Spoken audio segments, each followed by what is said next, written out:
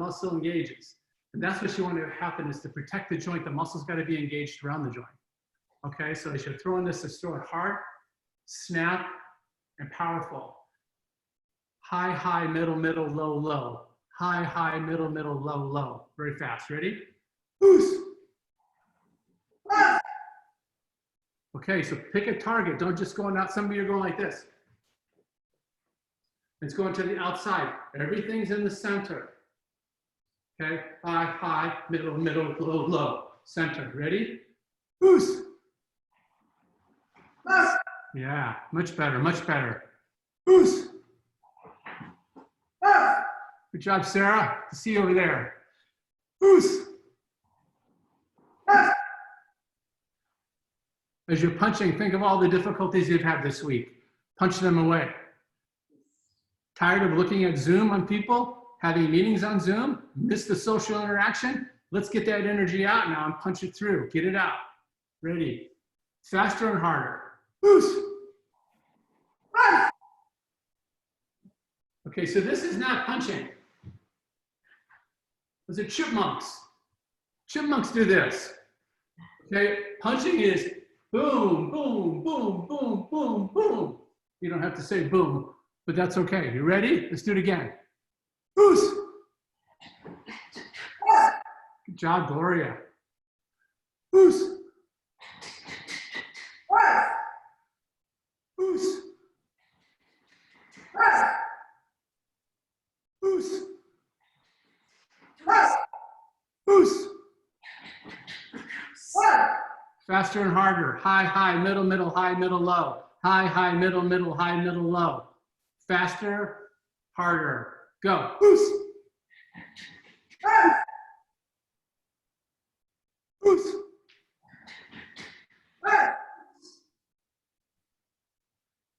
Okay, center punch, solar plexus, just one. Throw it with all your might and stop it there and say oos. Ready? Oos. Oos. You got to bend your knees a little bit. Get the weight on the ball of your foot, not on your heels. Engage your legs here. If you're getting back, you got no energy. It's on your heels. Get it on the ball of your feet so you're engaging these big muscles as you're here. And throw it and all the weight on the ball of the foot. If you hit the person from this position and you're on your heels and they're bigger or heavier than you, you will fall over backwards.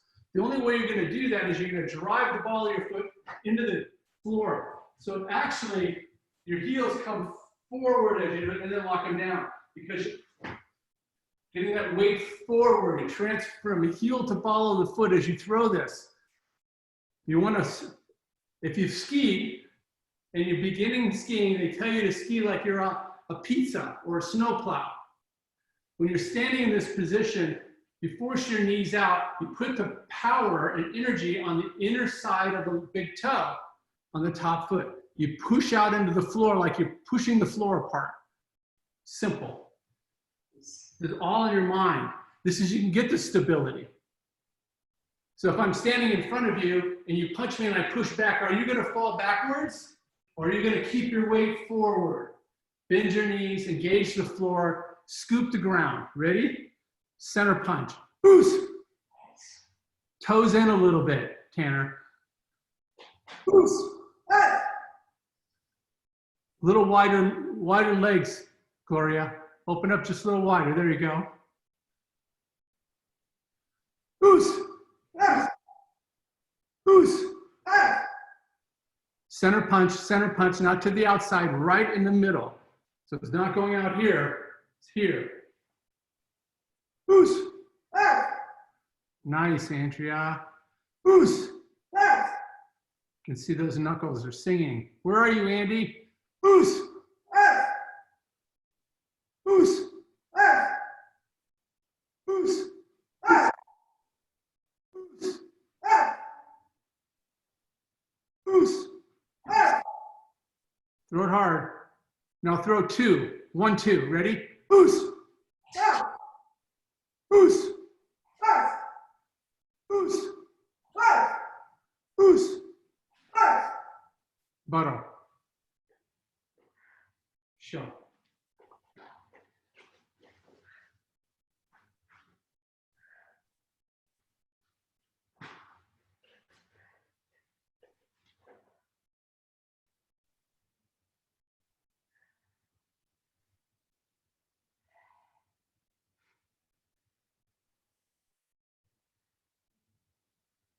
Okay, move. We're going to do some basics here now, so you're going to need space. If you can move up a couple and turn around, that's great. If you can't turn around, just go forward and back. Forward and back along the floor. Be careful of your surroundings. Be aware of what is in your room. Don't knock off lamps or people or dogs during this whole episode here. You don't happen to have a lot of space. Just use the space you have. Any place where you're doing martial arts is a dojo. So you all have nice little dojos. Here we go. Chide Kanyet, Chumbi. Front stance. Oos. Ah. Walking downward block. Ready? Oos.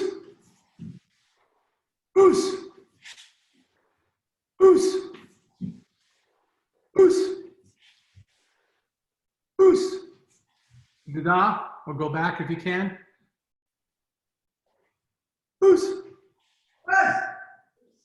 Oos. Oos. Oos. Oos. Oos. Da. Oos. High block. Oos. Oos. Oos.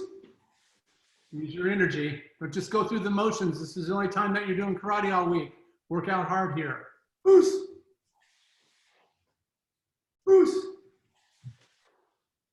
Da. Oos. Oos. Oos. Oos. Oos. Oos. Da. Oos. Everybody facing me. Block belts, everybody. Remember when you're doing this, just these simple blocks. The blocks are not coming from here.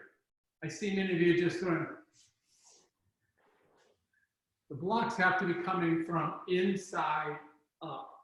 So the block is coming from here, cross, and up. Notice that my waist is turning at that same time.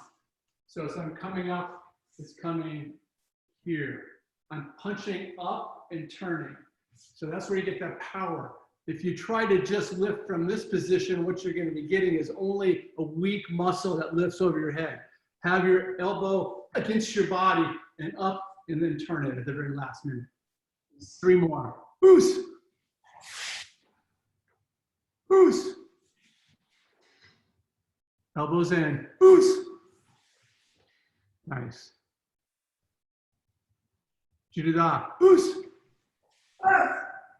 Inside, outside. Oos.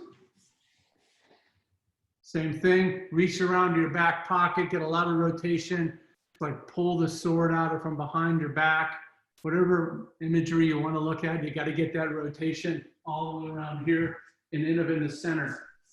Oos. Oos. Oos. Good job, Michael and Lindsay. I like how you're going in tandem there. That's great. Oos. Oos. Da. Oos. Nicely done. Keep going. Oos. Oos. You're moving backwards. Lock that leg out when you step behind you. Good stance. Keep your stances there, Sarah. Oos. Now, if you're getting up in the higher ranks, blue, red, black, work more on standing less upright and getting deeper and deeper into your stance. The deeper you can get into your stance, it builds strength in your lower body and your core. Okay? And then as you're moving forward, your head doesn't come up.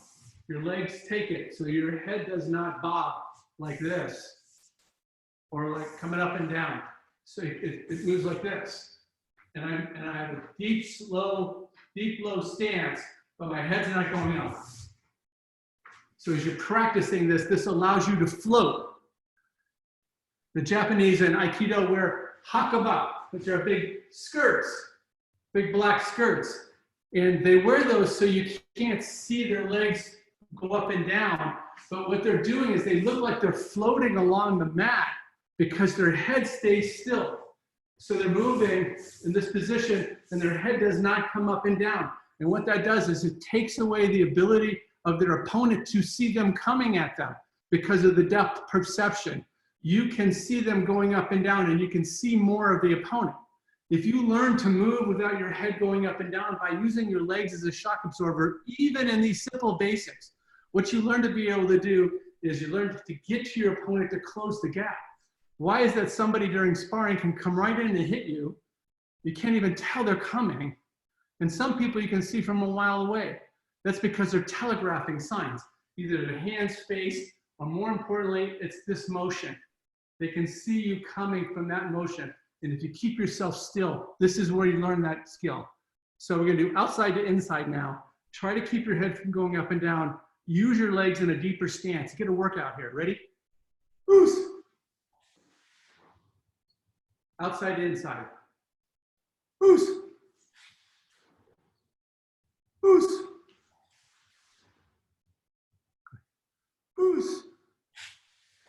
Try to have as minimal head movement as you can muster.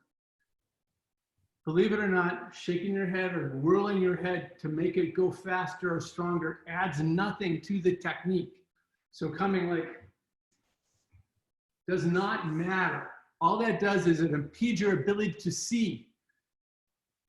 Because when your head's moving up and down, you lose the vision you need in battle. Keep your head still. Keep going. Loose. Loose. Good job, Tanner. That's perfect. Loose. Loose. Good, Mohan Megan. That's exactly what I'm talking about. Loose.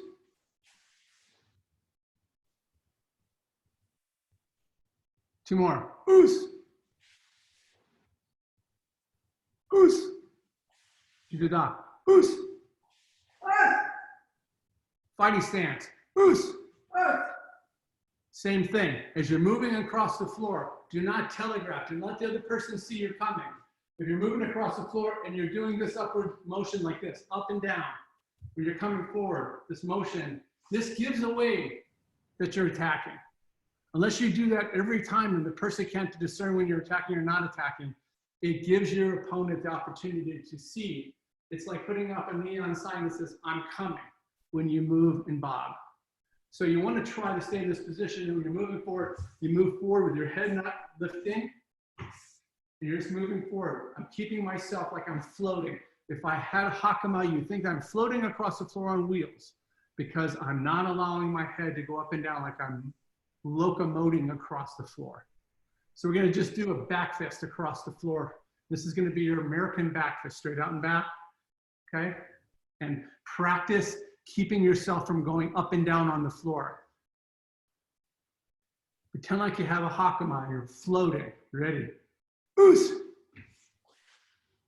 Loose. Loose. Loose.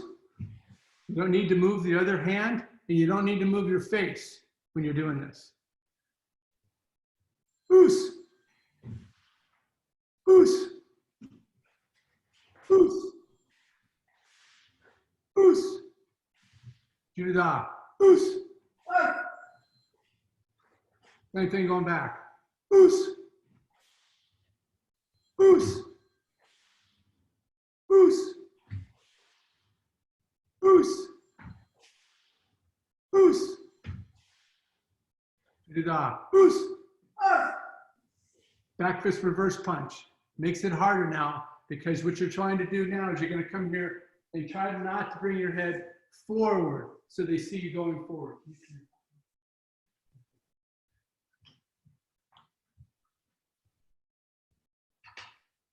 Makes it harder. I don't want to see this with your punch. It should be here. Back fist, down. You're coming straight up and down and try to minimize the amount they're moving. So if I step forward and I'm down low enough, I'm here, I'm here. I try not to move my head up and down. Try to keep my shoulders and upper body as quiet as possible as I move across the floor. This ultimately is going to make you more successful when you do sparring. It's going to keep your body at peace above the waist. And you take it all with the legs and the shock absorbers of your legs as you move across the floor. So back this reverse punch. Ready? Oos. Oos.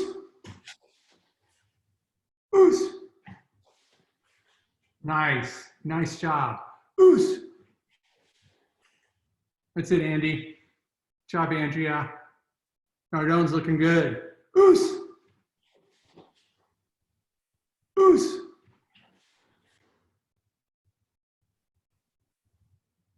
Judah. Oos. Going back. Oos. Oos. Oos. Overlands are looking good there. Oos. Oos. That's it. It's exactly what I'm talking about, Stu, is that you're moving across the floor and your upper body is staying quiet. That's what it needs to be. Judah. Oos. Oos. Stu and Dana, nice work. Everybody's doing great out there. The nation's awesome work up there. Allie, I like your dojo. Beautiful work there. It's nice. Martha, who's that karateka in the early part of the screen there?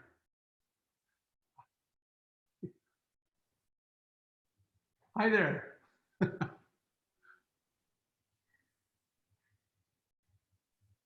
No, you can stay. He's got that predator instinct. I like that. Baro, show.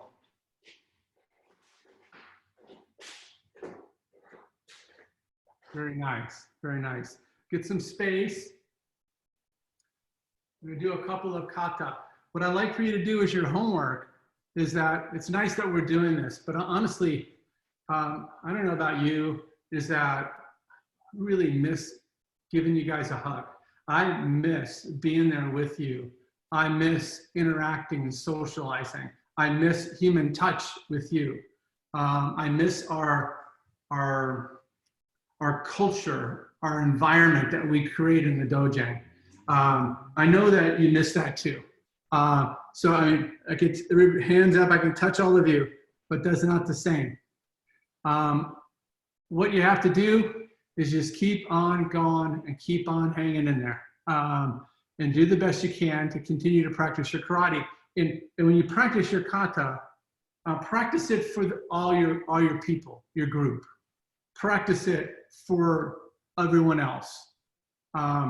Practice it in your room. If you're by yourself and you're lonely, practice it as if you're in a group. Close your eyes, do your kata. Remember that when you have everybody around you, what you're doing, and bring yourself spiritually together through your kata. It's intended for that. Kata is intended as an introspective spiritual reflection movement. It's a meditation movement. It's a mindfulness that comes about from movement. It's not a sitting mindfulness, it is a mindfulness in action. And by being mindful, you can not only be aware of the situation, the surroundings you are, and your breathing and the environment you're in, but you can also create this vision, like we do for Heart Math, of situations that create for ourselves a feeling of being appreciated, a feeling of being around gratitude, around people that love you, people that are really caring about you. When you're in green zone from Heart Math, and many of you don't really understand what Heart Math is, and you'll get to learn about it. But basically, it's a science, basically the science of mindfulness. Its ability to be able to create for yourself a synchronization between the brain and the heart in a way that makes well-being hormones flourish. It brings your blood pressure down. It makes you happy, it makes you more engaged. For doctors, it makes them more likely to come up with the right diagnosis. For nurses and care providers, it makes people more approachable. It makes people feel that they're more engaged in the humanity of the people around them. That's what Heart Math does, and it's a practice. But the vision around Heart Math is to actually breathe through your heart, and at the same time create a vision of an imagery, not of just a television show that's floating by, but actually an experience that you've had that brings about that feeling of appreciation and love and gratitude. Maybe it's a scenario where it was a really important aspect or time in your life, and you grab the hand of your loved one, or your family was there to embrace you. You were accomplished something where you were really fulfilling, and you really imparted something to improve the condition of other people in a big way, and you actually felt great about that. And how wonderful it is to be able to bring that to a feeling, like a flick of a switch. That's what heart math does. And so what it does actually is that you actually go into the feeling. So what I'm saying here is that when you do your kata at home, despite being alone, despite being away from everyone else, despite not having those hugs, the conversations, the camaraderie, the relationships and the culture that we so crave, do your kata, close your eyes and go through the imagery of how you feel when you're doing this at the dojo. How you feel when you have people standing around you, helping you through it. How you felt so much gratitude and love when you actually taught this kata to someone and how they felt about it and the face that they made when you taught them. How you felt when you first got this and how proud you were of your ability to accomplish something that you never thought you were going to get through.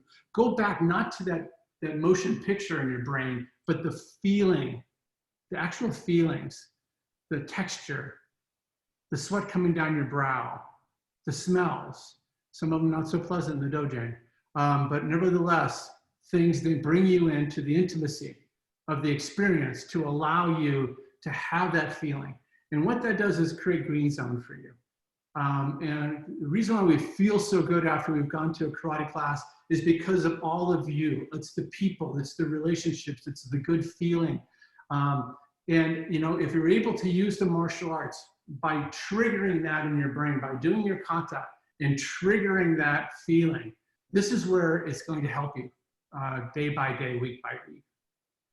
Now, I want you to understand a couple of important things. I know for me, and I'm sure if I'm feeling it for you, is that this last week has been one hard one, really kind of hard. And it's hard one because we're kind of getting more re-engaged. We're not sure what to believe from the media. We're not sure if we should be not worrying or worrying. We're not sure if we're ready to re-engage in the workplace at the same rate, the same volume, the same time.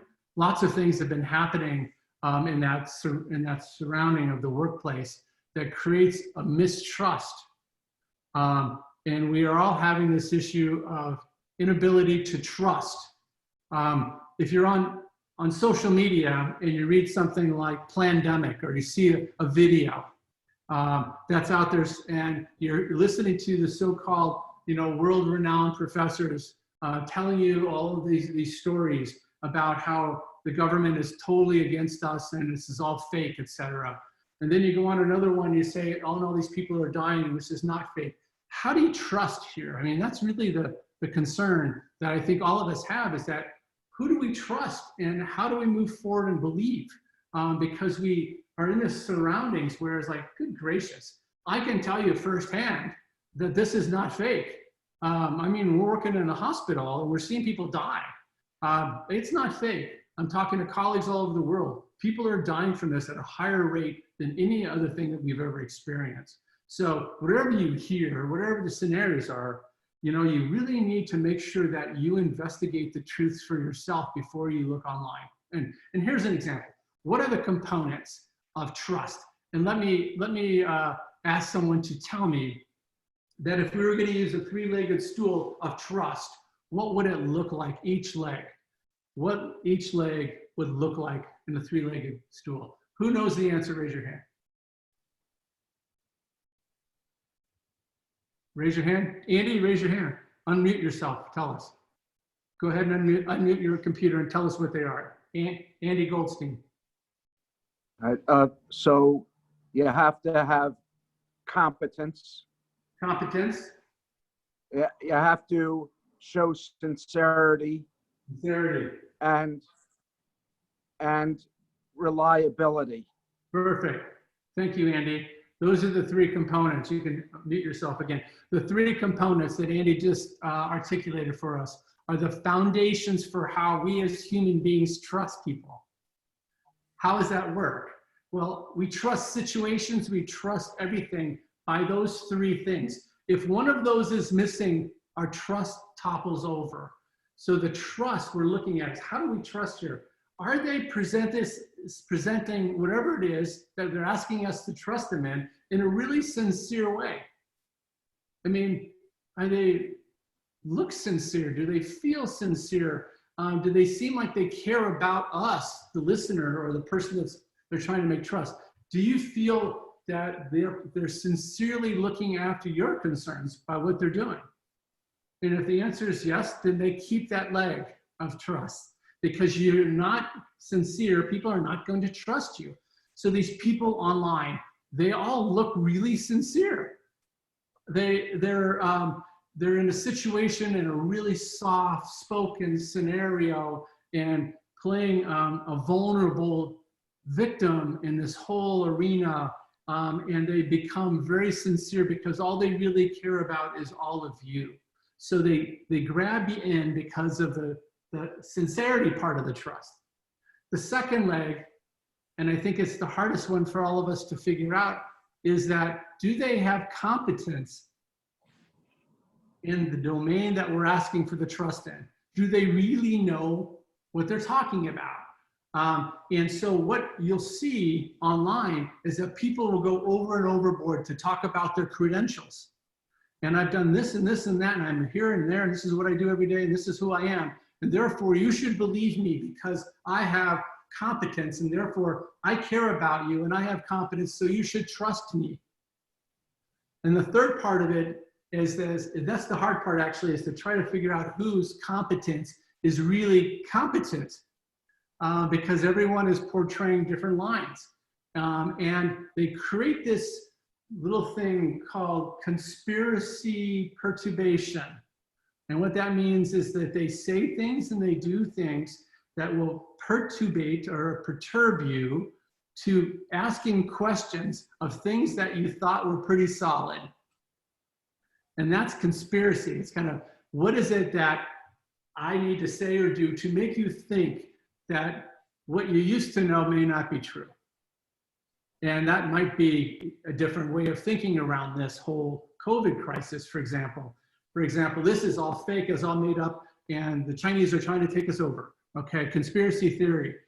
So, you know, you can get somebody that is sincerely worried about you, that has the competence that you think to say that, and then can they, and this information, is it reliably produced? So the reliability is the other reason for trust. So you have that sincerity, you have the competence, and then the reliability. If you don't see the information, you know, in reputable areas that are consistent with what you're hearing across the board, it's not likely to be reliable. It's likely to be something that is a unique perspective and maybe intellectually processed well, and maybe it can make sense to people, but is it reliably produced? Is, for example, in medicine, we may have a wonderful story that comes out.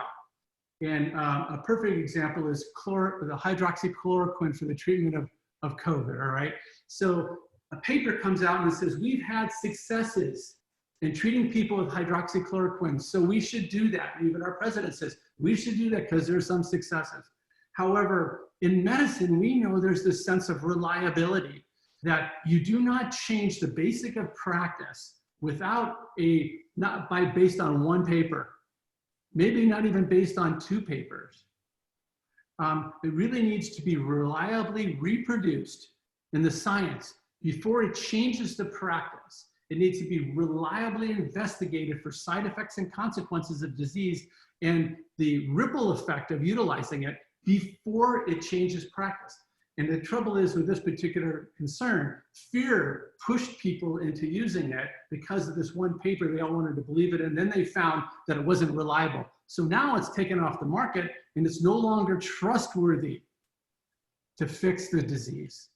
So all the things that we talk about in terms of martial arts and how we build trust with our teams and our groups, with each other, and when we're teaching people, come from the sincerity, competence, and reliability. That's what we always talk about. But it's no better exemplified in the fears that you have today and how you're looking at things. And is it, can you trust this? You just don't know. And it really does is it frustrates you and it angers you and you don't know how to manage the feelings of it. But just like we've talked about before in the previous classes, is that we go back to our stance and recognize that who we are, what are the foundation of our stance, recognize that our fear may be manifest in different ways, such as anger, sorrow, sometimes even depression. In these scenarios, this is how we might be managing the fear. Recognize that in yourself. And then recognize, I have the ability to help investigate what I should trust and what I shouldn't trust. And so if it's not reliable, it's not sincerely moving in a direction for the well-being of you and others, and it's not coming from a competent source, a truly competent source, then you would be not so fast to trust everything. So, and I think that's the problem, is that people like to move on to the sensationalism.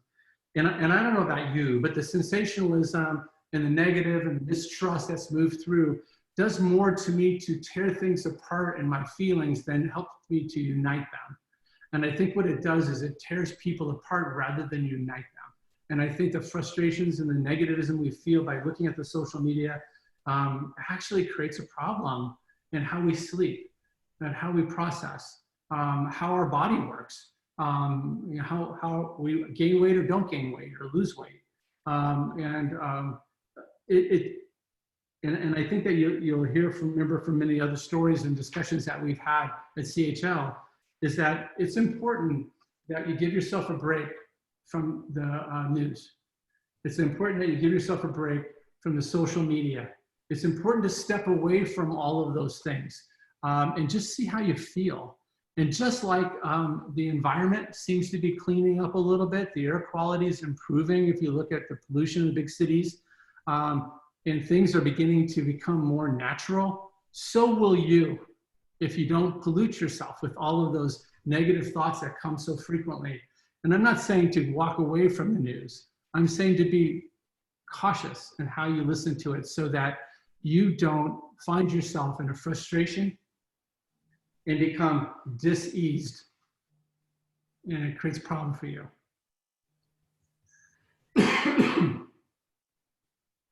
Thoughts, comments, and questions. Time for questions and thoughts. I would like for you guys to raise your hand so I can call on you if you have a comment in regard to, I want you to share, much like we did last week, but I want you to share one thing this week for me, is that of what's happened over the last 5 or 6 weeks in your life, many of which have been turned upside down. You found yourself self-isolated, you find yourself in quarantine, you find yourself doing a lot of soul searching about your roles, responsibilities, and value. If you're like me, that's what's happened. And now what comes from that, though, is self-discovery and introspection. You learn about yourself. You learn about what motivates you. You learn about whether or not you can retire or you can't retire. What I've learned about, for me, you probably already knew about me already, is that no, I'm not going to do well sitting still at home. And I'm not going to do well just retiring and just sitting at home and taking walks every day. I value the importance of the time that I've had with Lisa, and it's incredibly valuable for us. And it's caused a lot of conversation and discussion, which I think is the silver lining for this whole model. For us also is that we've become a little bit more literate in the social media regard of Zoom, like this class, for example. One of the things that I learned that I want to bring out of this whole COVID scenario is that what can I do and what can we do to improve our lives from what we just learned? What is it that we can do to improve our lives? For example, do I need to go to work every day, or can I do some of it from home like I'm doing now in the future? Can I include people like in karate class all the way across the country because of this approach to what we're doing right now. Can we now bring that to our weekly classes so that we can do that in addition? So when people do leave us and they go to other places like Boston or Minnesota or Chicago, wherever they might be living, and some in Alaska and Colorado and other places that we might want to beginning to get into this, can we then figure out how we can now incorporate impacting more and more people through our karate program, more so than just at the center, but now throughout the country. And people, we can begin to do that. So that's something that I've learned. I learned about myself.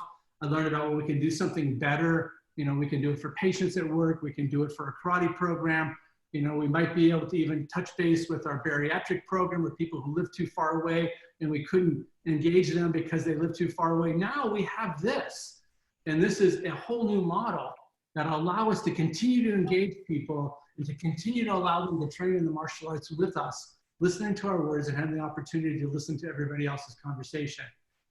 So if you have something to say about how this has affected you and what you've learned about how it's going to make your life better, please let us share that with the group.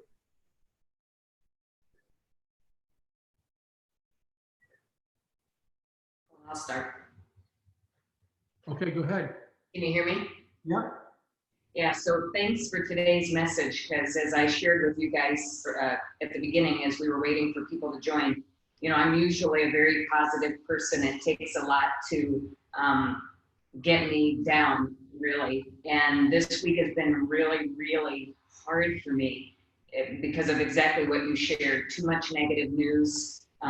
For me personally, I'm feeling horrible about the inequity of what's going on with the Black population, the brown population, the discrimination.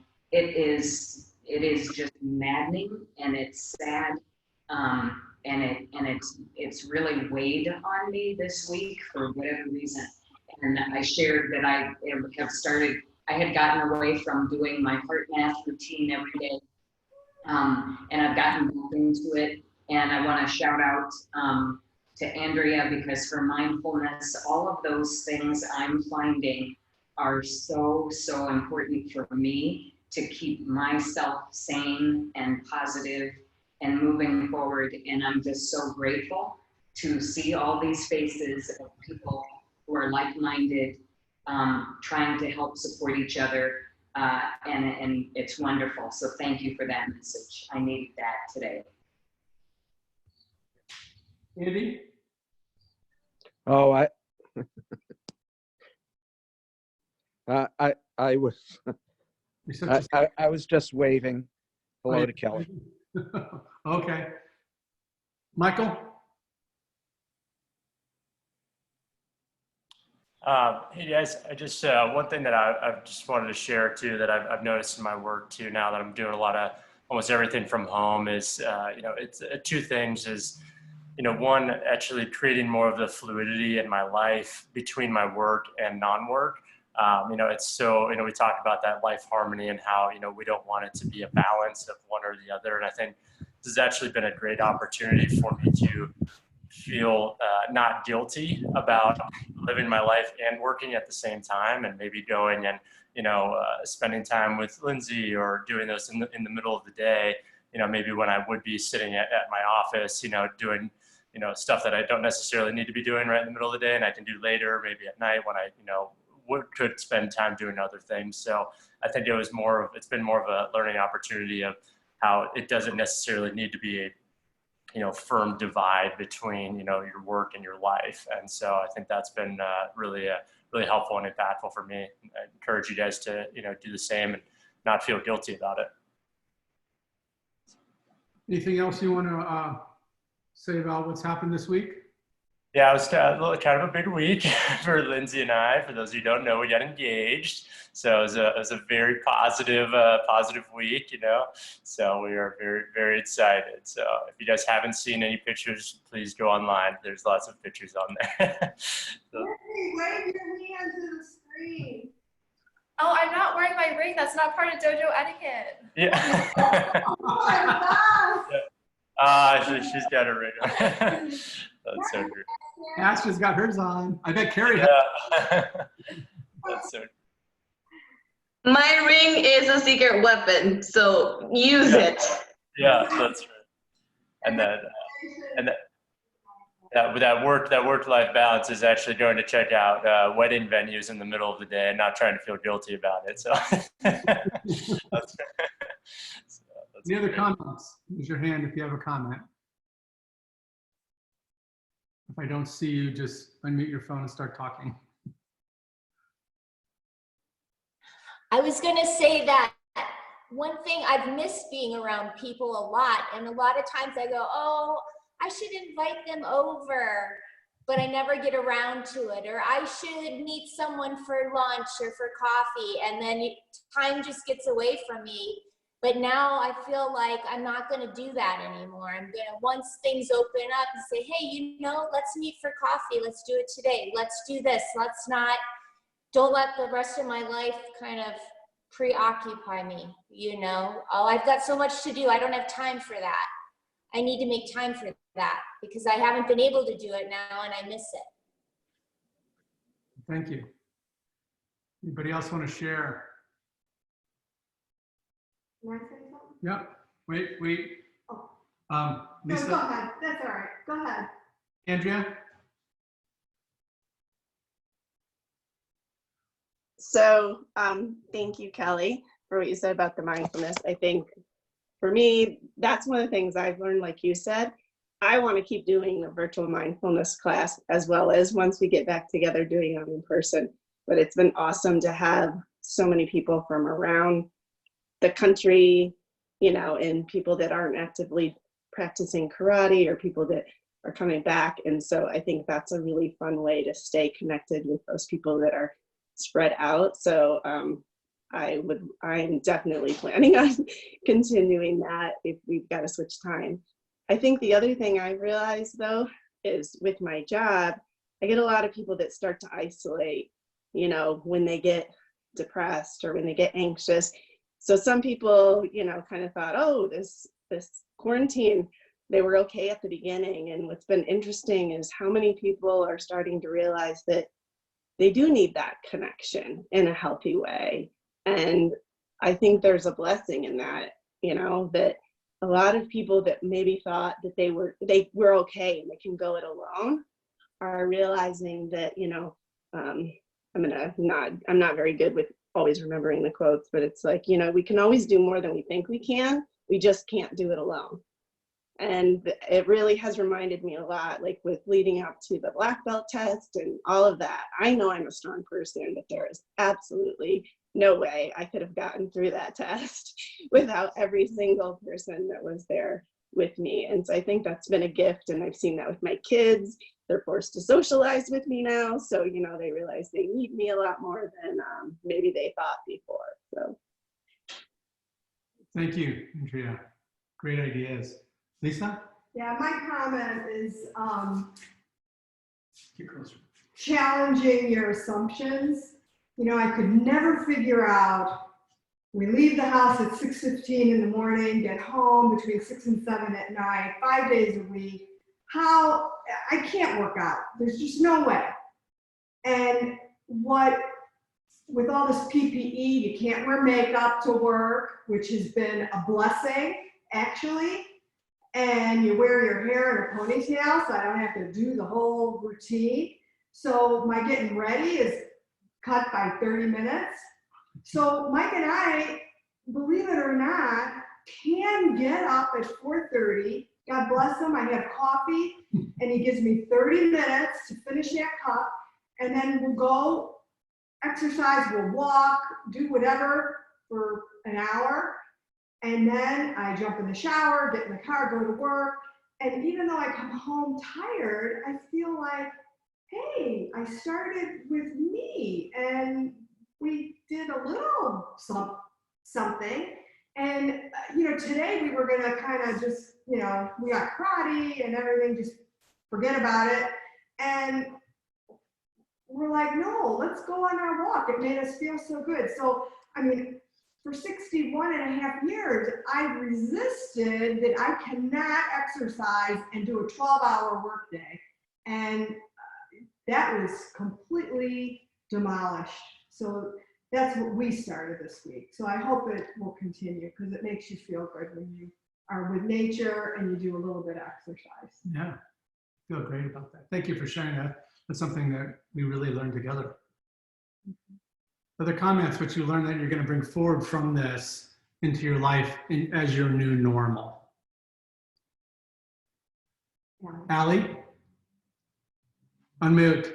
One thing that we started to do as a family is Zooming every week. And that was something new for us because usually I would just talk with one sister one weekend and then maybe a few weeks later talk to another sister and just didn't really stay consistently connected with the whole family. So that has been something new for us to see each other's faces and talk every week all as a family, and definitely something that I hope we bring forward because I feel like it's been good for us to bond as a family that way. That's a great one. Us too. We did the same thing. Great. Anybody else comment? Yes, go ahead. Sandy. No, I'm not. I just wanted to say that I think it's great to come together every week like this. I enjoy hearing all of the positive comments and how everybody's able to find all the positive. I think my biggest struggle right now is trying to find patience for people who are not on the same page. I have to go to work every day and I'm dealing with people who are not quarantining and not understanding why we are. And we have, obviously, our office has a lot of restrictions. We don't let people in the building. And it's very frustrating dealing with people who don't understand that, start banging on the door, call and yell at us because they don't understand why we're not letting people in or why we're doing things the way that we're doing. And not just not understanding, but being very negative about it. So it's just been a struggle dealing or having patience for the people who are not taking the time to understand. So it was just another side of things that are a little frustrating. Great, thank you. Patience, we all have that. We need to be compassionate to everyone. They're all in their own worlds. You know, everyone's fighting battles we know nothing about. So I think that's key for us to know that. Anybody else?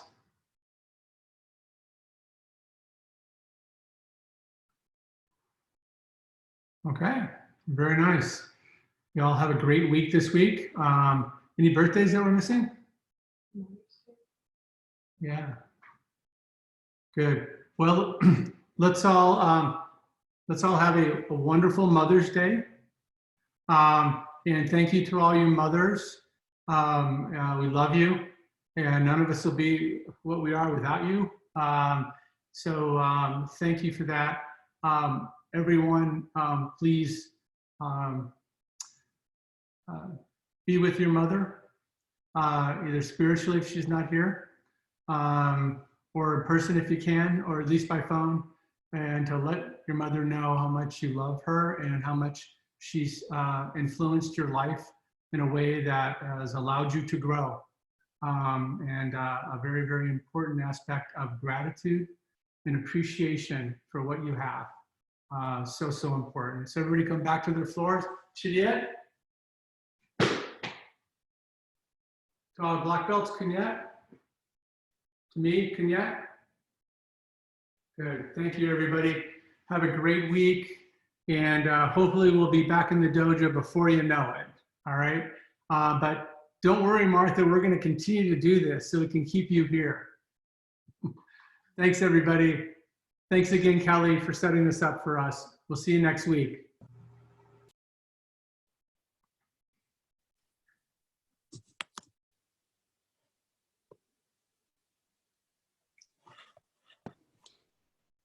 Goodbye, Kelly. Thank you.